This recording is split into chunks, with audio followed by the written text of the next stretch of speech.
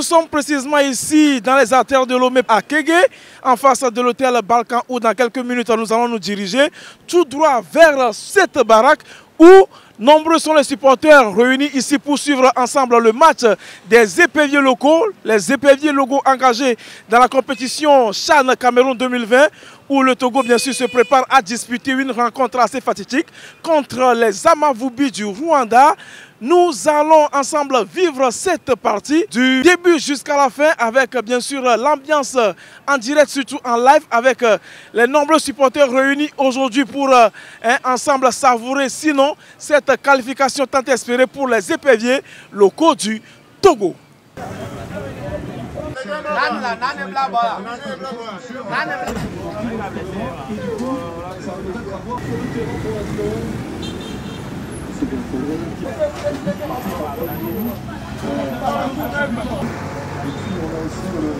Togo va gagner 3-1. 2-1 en faveur du Togo.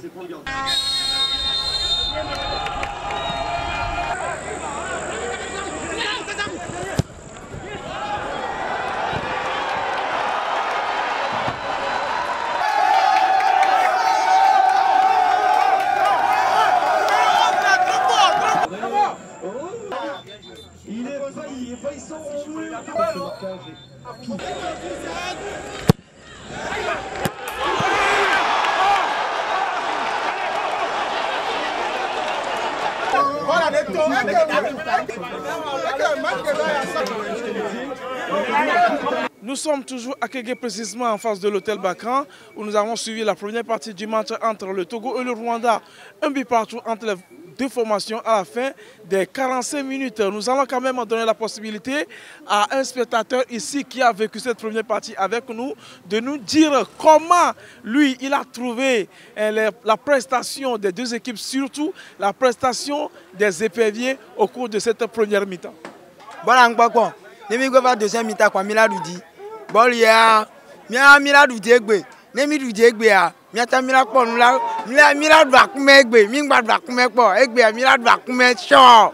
Eh bien, voilà donc le souhait de ce spectateur qui quand même garde tout l'espoir que d'ici la fin des 90 minutes, le Togo va marquer un deuxième but et remporter les points pour disputer une qualification historique dans ce tournoi du CHAN Cameroun 2020.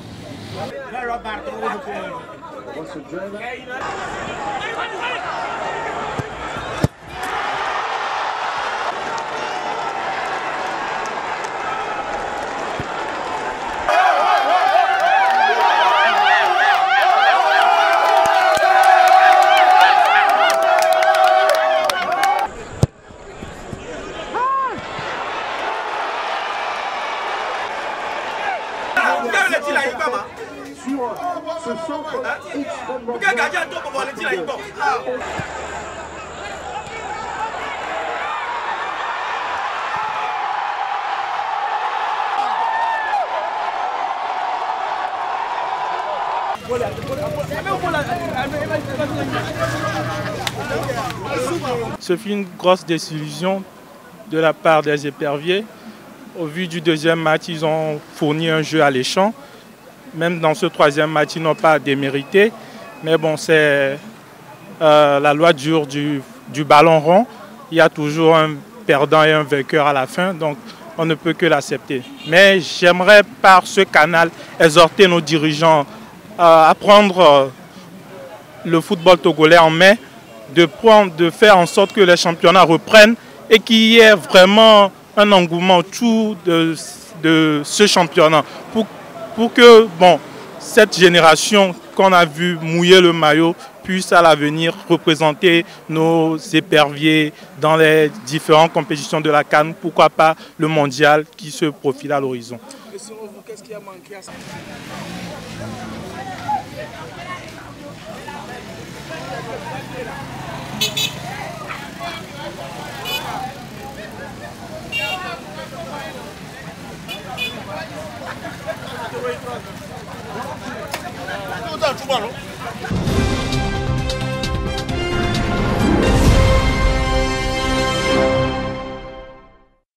vraiment triste, surtout pour les joueurs qui ont tout donné. Mais malheureusement, comme le premier match, il y a l'arbitre qui fausse encore ce match. Puisque à 11-0 à la mi-temps, ce n'est plus le même match. L'égalisation des Rwandais, c'était sur une faute de main, mais l'arbitre n'a pas sifflé. Et même dans le jeu, mais bon, on ne va pas tout tirer sur l'arbitre. Mais sur ce match, c'est là qu'on manque un peu de maturité. Parce que quand on marque un but, on doit pas le prendre derrière. Et je pense que bon, je suis vraiment triste pour les joueurs, triste parce qu'ils ont tout fait pour arracher cette qualification. Mais on est tombé quand même aussi contre une équipe rwandaise qu'on sent que vraiment c'est une équipe qui joue longtemps ensemble, beaucoup de joueurs très techniques qui éliminent facilement. Je pense que bon, c'est dommage parce qu'on ne mérite pas du tout de perdre ce match, mais c'est le football.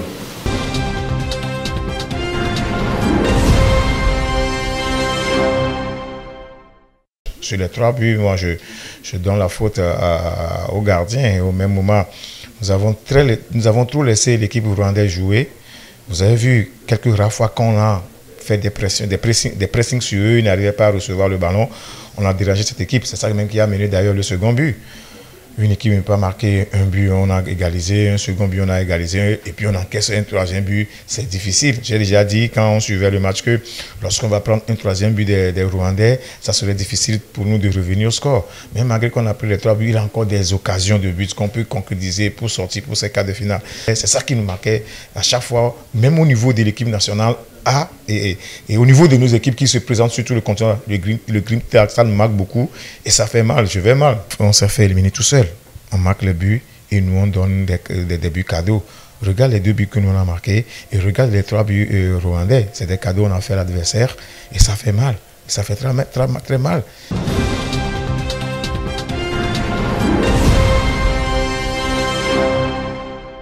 Malgré les nombreuses initiatives des instances internationales à son endroit, le sport féminin togolais peine à vraiment décoller. Ainsi, à l'occasion de la journée internationale du sport féminin célébrée chaque 24 janvier, les acteurs de ce microcosme sportif au Togo tirent à nouveau la sonnette d'alarme.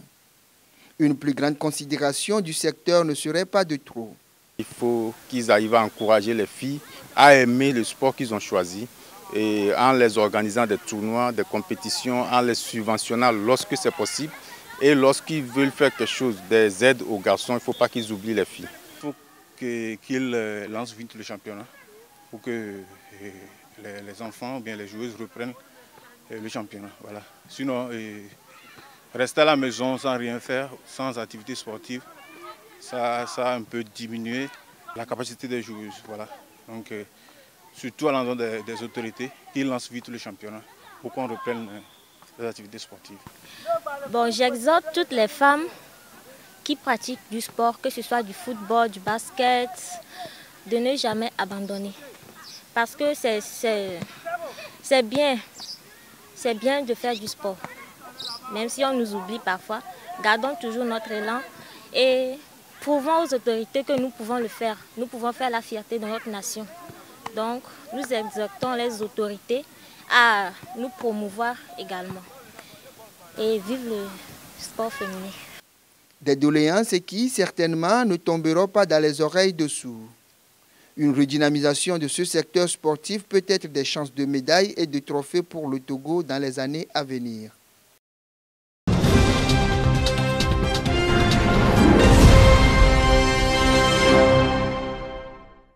L'ambition est noble à travers l'écriture. 37 pages pour éveiller la conscience des peuples du continent africain et créer l'espoir d'une démocratie véritable dans leur pays. Le titre de l'œuvre est très évocateur. Mon rêve pour ma patrie. L'essai littéraire du prêtre catholique togolais Florent Messon-Koumako, alias Flomaric, paraît dans un contexte où la situation sociopolitique dans de nombreux pays, à l'instar du Togo, suscite de multiples débats. J'invite tout le monde à se procurer ce livre, à le lire et à essayer chacun de son côté, là où il se trouve, à mener des actions pour qu'ensemble on arrive à cet idéal-là. Avant qu'on arrive à la réalisation de ce rêve, il faut réellement un éveil de conscience et une certaine éducation de la jeunesse et aussi des personnes âgées afin qu'on puisse vraiment atteindre ce rêve. Donc mon engagement serait de travailler à l'éveil de conscience dans mon entourage parce que ça se fera d'abord chez moi. Ma principale motivation en écrivant et en publiant cet opuscule n'est autre chose que la recherche d'une voie capable d'aider notre pays à sortir une fois pour de bon de l'impasse sociopolitique qui a prédominé des décennies durant et qui perdure encore. Au cœur de cette motivation, il y a une ambition assez modeste. Cette ambition consiste simplement à proposer avant tout à mes frères et sœurs togolais du Togo et de la diaspora une direction possible et concrète à donner à notre histoire sociopolitique commune, une direction susceptible de nous aider à relever notre pays au point d'inspirer d'autres pays d'Afrique et du monde. Loin d'alimenter les tensions déjà existantes sur le sujet, ces lignes couchées par une plume alerte mais accessible à tout le monde ont pour mission d'emmener les lecteurs à une prise de décision collective en ce qui concerne la reconnaissance et la réclamation de leurs droits en tant que citoyens d'un pays. Cette méthodologie pour lui consiste à faire une assemblée de refondation. C'est ce que c'est le thème qu'il a utilisé. Une assemblée de refondation à laquelle vont participer toutes les forces vives de la nation. Cela ne sera plus l'œuvre des politiciens, cela ne sera plus l'œuvre de ceux qui travaillent déjà dans l'arène politique, mais de toutes les ressources compétentes du pays.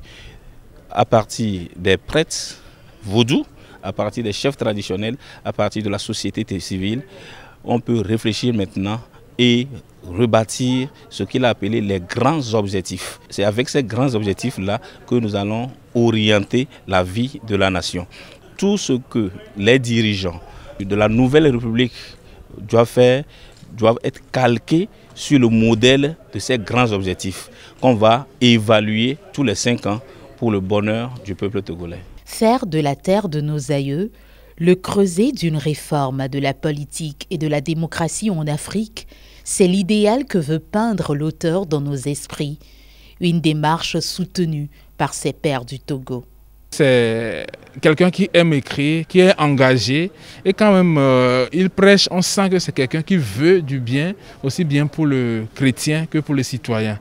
Il n'est pas contre un gouvernement, une gouvernance, mais il est en train de rêver, de proposer le bien commun, le bien-être d'une société. Comment réussir, comment mettre les citoyens à l'aise. Donc ce n'est pas contre quelqu'un, ni contre une gouvernance, mais c'est pour. Donc ce n'est pas contre, mais c'est pour un bien, le bien du pays, le bien de l'Afrique, que nous tous nous rêvons. Même ceux qui sont au pouvoir aussi rêvent de ça, c'est pour le bien de nous tous. Ordonné prêtre catholique en 2015, l'abbé Flomaric est un passionné de littérature. Il a écrit Le don et le sacerdoce, ainsi que plusieurs pièces théâtrales. Mon rêve pour ma patrie, déjà disponible dans les librairies, est une parution des éditions Ecovie.